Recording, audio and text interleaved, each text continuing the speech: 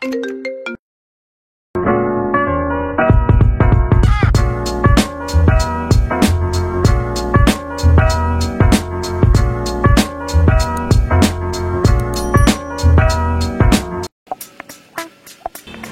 balik lagi teman-teman Trimas Lawyers. Hari ini kita masih mau ngobrol sama salah satu lawyer muda di ibu kota yang jagoan banget deh. Yang kemarin di video yang pertama kita udah cerita bagaimana seorang Romulo Silain itu memenangkan perkara kabel fiber optik di bawah laut. Kan kita harus tanya nih sekarang, karena kemarin ada teman-teman yang komentar juga, ayo dong dibahas dong kasusnya, perkaranya dibahas dong, gimana cara menangnya dan lain sebagainya deh.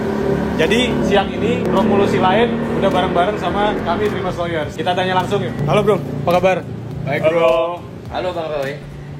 Nah, jadi teman-teman di sini juga di depan Abang Romulo Silain ini ada kabel fiber optik. Nanti kita bahas. Kemarin di video yang pertama kan udah ada pembukaan nih, pendahuluan bahwa seorang Romulo Silain memenangkan perkara sengketa kabel fiber optik di bawah laut yang pertama di Indonesia. Dan pertama juga menggunakan undang-undang telekomunikasi. Undang-undang telekomunikasi yang pertama. Yang pertama. Nah, itu perkaranya dimulai tahun berapa dan apa sebabnya? Oke, tapi mungkin sebelum ke perkara yang gue tangani, Hah?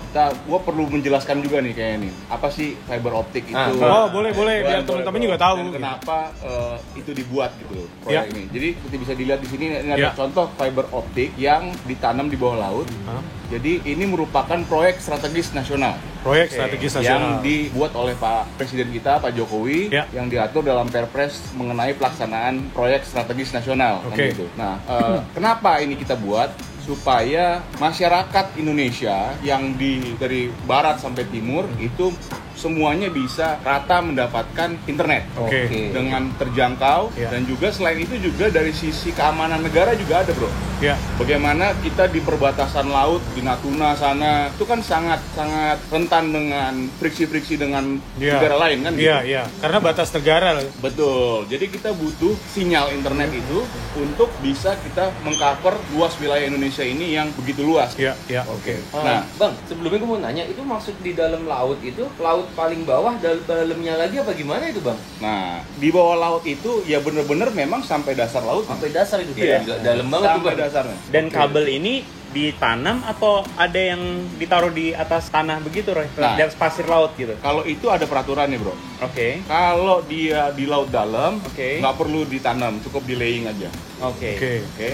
Kalau dia ada kedalaman tertentu, dia harus tanam misalnya 2 meter. Semakin dekat dia dengan bibir pantai, dia harus makin dalam. Ya. Tapi itu juga harus dilihat juga seabednya, dasar lautnya itu apa. Oke. Kalau dia karang, tentu kan nggak bisa Iya. ditanam dong. Iya. Berarti diletakkan saja di atas Diletakkan karang. saja, bisa di cover dengan misalnya semen bag atau apa gitu. Oke.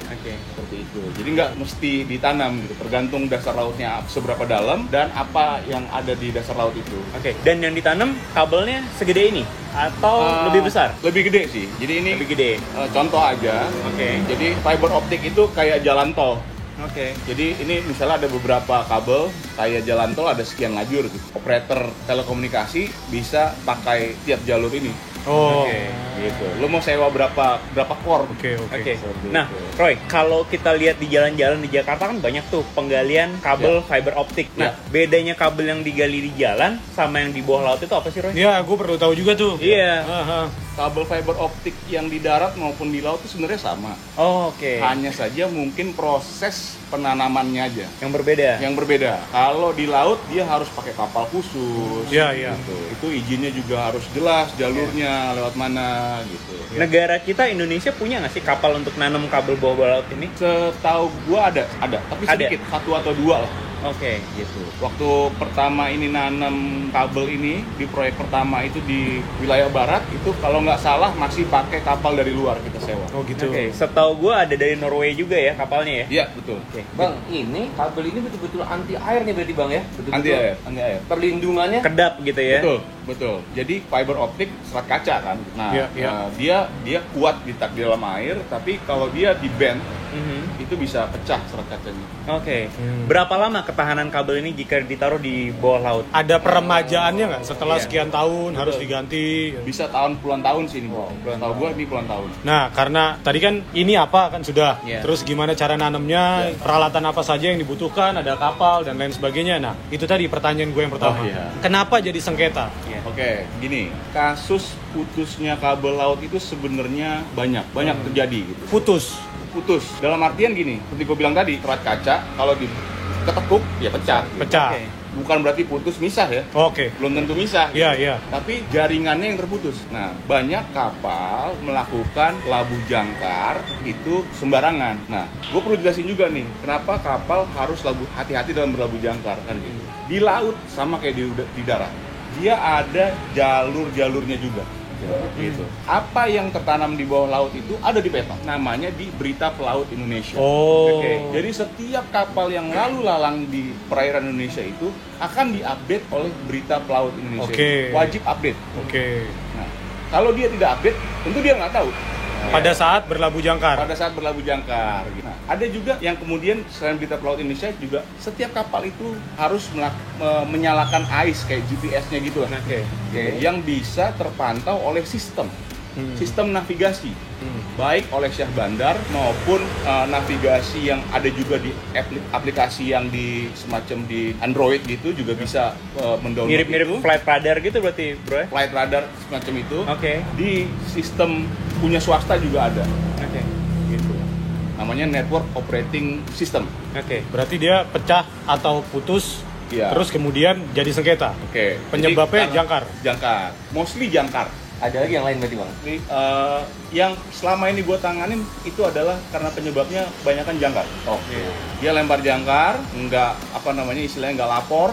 Harusnya dia mau lempar jangkar di mana itu kan harusnya ke Syah Bandar ya. Iya, Sebagai, betul. kalau di di pesawat tuh apa? Air Traffic Control. Air Traffic Control, ATF ya. Gitu. Lempar jangkar, kemudian jangkarnya ketika dia mau berjalan lagi, nah kebanyakan kapal itu narik jangkarnya kembali sambil jalan. Alasannya? Biasanya sih lebih menghemat BBM ya. Oke, jadi sambil dia jalan, dia sambil gulung tuh sambil jangkarnya. gulung jangkarnya. Jadi jangkar masih di bawah, tarik lah. Kalau dia nyalain AIS tadi itu, di sistem kita itu bisa ngecek tuh. Oke. Oh, ini kapal lagi berlayar, statusnya sailing. Begitu dia keluarin jangkarnya, statusnya akan berubah menjadi at anchor. Oke. Nah, kalau dia update berita pelaut itu, kemudian dia nyalain AIS, jarak 500 meter ke kanan kiri dari kabel itu, kita akan bisa mewarning dia, bisa menghubungi Iya. si kapal itu bahwa ada kabel di bawah laut itu, hati-hati. Hati-hati, jangan labuh Iya, jangkar di situ jangan gitu labuh ya. jangkar di Ya, situ gitu. Oke. Nah, kebanyakan juga yang terjadi adalah AIS-nya dimatiin. Oh, berarti si nahkodanya bandel nih ya. Jadi dia matiin Bandel lah, gitu ya. Dimatiin. Oke. Gitu. Dimatiin, di labuh jangkar, dia nggak tahu kan, dia nggak update juga. Kebanyakan berita pelautnya gitu. Oh, Udah. Oke, Roy. Jadi ketika dia mematikan itu, katakanlah GPS-nya, Ya. bagaimana kemudian Syah Bandar atau kemudian si pemilik kabel, perusahaan pemilik kabelnya tahu bahwa kapal itulah yang kemudian labuh jangkar sembarangan gitu? Nah, kita kan ada NOC itu. NOC Apa itu yang sih? yang network operating itu Oh, untuk oke. mengecek kapal-kapal yang lalu lalang di sekitar kabel kita. Oke. Nah, kalau terjadi putus, kabel kita itu akan berubah warna. Oke. Oke. Dari apa jadi apa? Jadi hitam lah. Intinya Oh, jadi blank gitu jadi ya? Hitam, statusnya jadi hitam. Nah, tapi kita masih bisa tetap menembakkan gelombang elektromagnetik, itulah gelombang sinyal Oke. dari NOC di sini dengan NOC di sini. Misalnya kabel dari titik A ke titik B ini Oke. ditembaklah, ketemulah di titik tertentu, di koordinat tertentu, Iya. gitu. Nah, di situ akan terlihat dia di kilometer berapa, di koordinat mana. Barulah kita kirim data itu kepada patroli kita. Oke. Patroli kita yang akan mengecek ke tempat kejadian. Kenapa kabel itu jadi hitam sinyal gitu ya? betul. Iya. Di sistem kita kok nggak ada kapal, tapi kok bisa hitam gitu. Nah, oke. Berarti kan dia nggak nyalain AIS nih, kan gitu. Iya. Ketika kapal patroli kita datang, ternyata ada kapal, Oh, oke. gitu. Waktu itu kapal berbendera Singapura nih. Oh. Sebentar Roy, kalau misalkan tadi kan kebetulan patroli kita nemuin tuh kapal gitu Iya. kan, mau tidak mau dia suspeknya atau dia yang kita curigai. Iya.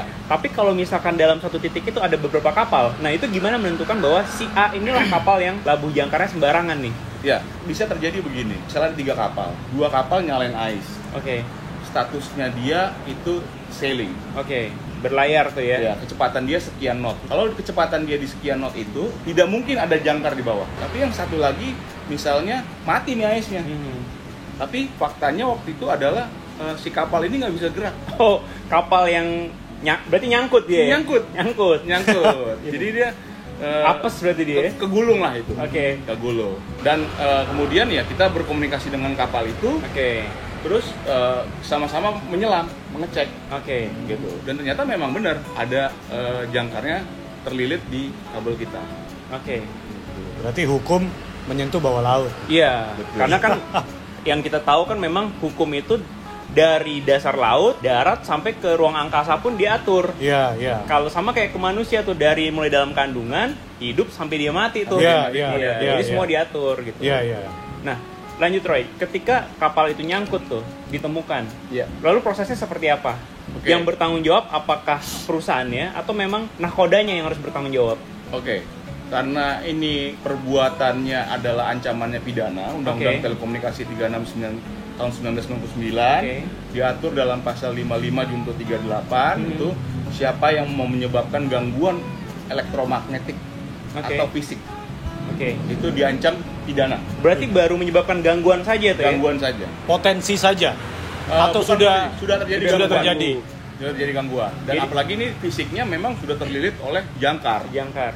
Berarti kalau Undang-Undang Telekomunikasi mengatur dilarang mengganggu, katakanlah begitu, termasuk kalau kita lagi main layangan nih, kena kabel telekomunikasi nih, berarti itu juga kita bisa kena sanksi pidana itu dong? Kalau sampai terjadi gangguan. Terjadi gangguan gitu kan? Betul. Sampai Tapi kayaknya misalnya- kalau benang layangan sama kabel itu kayaknya sih Sama jangkar masih, beda masih ya, Pak?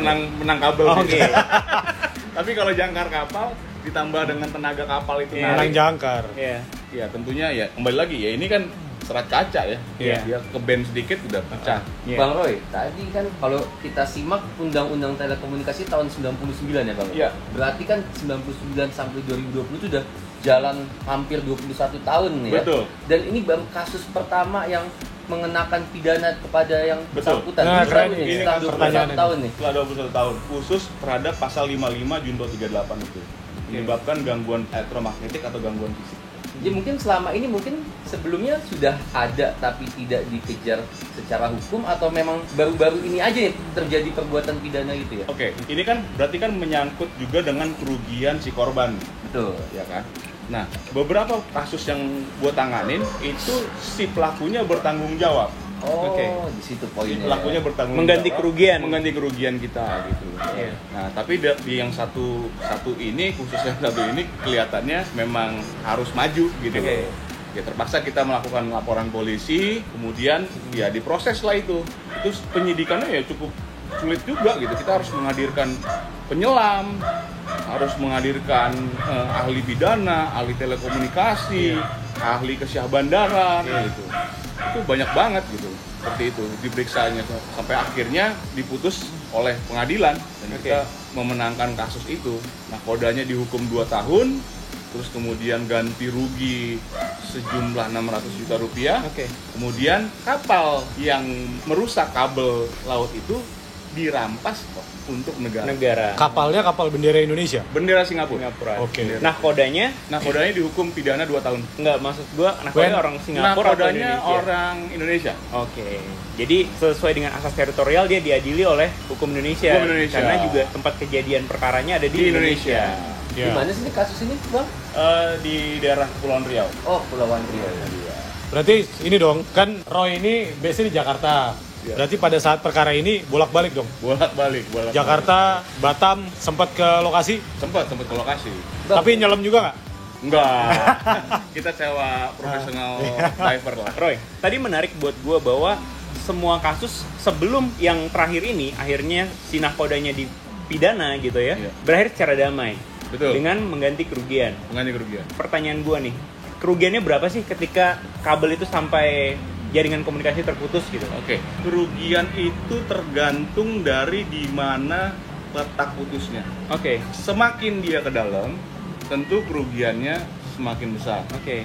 Karena kapal yang harus kita sewa untuk menanam kembali kabel itu tentu kapal yang harus lebih canggih lagi gitu. Iya.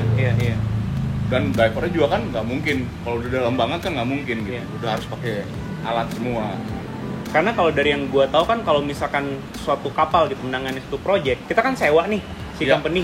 kita katakanlah kerjanya hanya 2-3 hari, kita nggak bisa tuh sewanya 2-3 hari kan. Betul. Belum lagi kita datengin dari luar negeri, Betul. kemudian sampai kita balikin, berarti kan bisa sampai berminggu-minggu tuh ya. Betul. Minimal itu kalau nggak salah kabel itu kapal itu harus minimal 2 minggu. 2 minggu. Minimal 2 minggu. Oke. Kapal, kru, bahan bakar, belum lagi kita harus pesan kabelnya. Oke, berarti itu hanya untuk sewa kapal udah cost banget tuh Cost ya. banget. Iya. Terus bang, Itu bedanya sama yang kabel darat tadi. Gitu ya. Nah, lalu kira-kira nilai kerugiannya berapa sih, Roy? Di angka miliaran lah. Miliaran. Oke. bang untuk kasus ini tadi kan kita kan mendengarkan prosesnya sampai abang bolak-balik, sampai di kepolisian, di pengadilan tuh menghabiskan waktu berapa lama bang? Oke, mulai dari kita menemukan kapal yang memutuskan kabel kita itu sampai dengan putusan itu kurang lebih 6 sampai 7 bulan lah. Oke. Makan waktu yang cukup lama ya bang ya? Cukup lama dan ya harus keluar kota terus tuh. Iya. Tadi kan untuk kasus yang terakhir, Iya. itu kan klien lo berarti sebagai pelapor dong, Roy. Sebagai pelapor, untuk perbuatan korban. pidananya korban. Betul. Secara perdata dikejar nggak? Kita juga kerugiannya? lagi proses. Oke, Perdata kita berarti kejar gugat juga. perdata ya? Gugat perdata juga. Pidananya jalan, untuk si nahkodanya, Iya. untuk si perusahaannya gugat perdata. Gugat perdata. Still Kenapa? ongoing ya? Still ongoing perdatanya. Kenapa kita pede juga untuk gugat perdata? Karena si nahkodanya itu nggak banding. Oh, oke. Jadi ini perkara pertama langsung inkrah, Oke. begitu. Oke. Inkrah. Jadi kita ya udah dong. Ya. Kita Ya. pede untuk gugat perdata juga. Ya. Nah, tadi ada menarik nih inkrah. Bisa dikasih tau nggak teman-teman terima lawyer di rumah, Oh, iya. inkrah itu apa, Roy? Inkrah itu artinya perkara itu sudah berkekuatan hukum tetap. Oke. Oke. Gitu. Berarti Tidak ada upaya karena tidak hukum ada lain. upaya lah. hukum lagi. Tidak ada Oke. upaya hukum lain. Berarti sekarang perkara perdatanya lagi jalan nih ya. Betul. Udah sampai mana, Roy? Tahapannya? Sudah dipanggil 2 kali ke Singapura, Oke. tapi perusahaan maupun kuasanya belum ada yang datang ke persidangan. Persidangan. Nah, Gugatnya di PN mana? Karena di luar negeri pihaknya, maka di Pengadilan Negeri Jakarta Pusat. Jakarta Oke. Pusat. Oke. Ini panggilan terakhir lah. Suka dukanya apa sih bang? Nanganin kasusnya mungkin selain kalau mungkin teman-teman kan pasti bolak-baliknya jauh ya. Iya. Tapi mungkin kan mungkin ada lagi yang bikin seru gitu. Apa harus mengecek ke laut? Apa gimana itu bang? Iya, ya karena ini pertama ya di Indonesia, tentunya kita kan nggak ada pedoman, nggak ada Oh, jurisprudensinya. Ya, gitu. ya, ya. Bagaimana polisi harus memeriksa siapa, apa yang harus dilakukan, itu kan semuanya masih pertama kali gitu. Iya. Jadi di situ yang serunya. Ya. Di dalam pertama aja mungkin Pertama. polisi pun juga masih suka nanya-nanya ke abang Betul, ini makanya gimana, biasanya ahli gimana. sampai 4 Iya. gitu. Banyak. Nah, tadi juga menarik tuh, ada jurisprudensi. Ini Ya. juga menarik kata jurisprudensi. Oke. Tolong jelasin juga tuh, Roy. Jurisprudensi, Roy. Jurisprudensi itu adalah putusan pengadilan yang telah berkekuatan hukum tetap yang dijadikan acuan terhadap perkara lain. Yang bisa Oke. dijadikan acuan terhadap perkara lain. Ya, ya. Walaupun pada dasarnya hakim itu dia tidak terikat, artinya harus Tidak terikat. independen. Iya. Tapi adanya jurisprudensi ini membantu Membantu. ya dalam memutus suatu perkara. Ya kan kita bisa baca kan di jurisprudensi, oh saksinya bilang begini, Iya. dia bilang begini, buktinya apa? Itu kan Iya. jadi ada pedoman buat kita nih gitu. Tapi ini nggak ada. Terus bang, tadi kan menarik nih, mungkin teman-teman pada bingung. Ahli apa sih tuh ahli? Terus gunanya apa sih bang? Oke, ahli itu ya tentu orang yang mempunyai keahlian tertentu. Iya. Kalau misalnya ahli pidana, ya berarti dia memang seorang ahli di dalam hukum pidana, pakar Iya. hukum pidana. Ada kelautan juga. Ada ahli telekomunikasi, Telekomunikasi. itu dari Kementerian Informatika, Oke. ada ahli syah bandar, Syah bandar. gitu. Iya. Jadi Oke. semuanya itu berkontribusi lah untuk menyelesaikan kasus ini. Oke. Oke. Jadi udah jelas ya. Oke. Kita mengenai perkara yang pertama kali di Wow. Indonesia dan dimenangkan oleh Romulus Silain. Kita udah jelas kabel fiber optik juga seperti apa, ditanam di bawah laut, perkaranya seperti apa, dan kita dapat ilmu beberapa istilah hukum dari Bang Roy. Oke, jadi hari ini obrolannya seru banget. Kita dapat banyak pengetahuan, kita juga bisa belajar dari senior. Ikutin terus channel kami. Bye. Bye.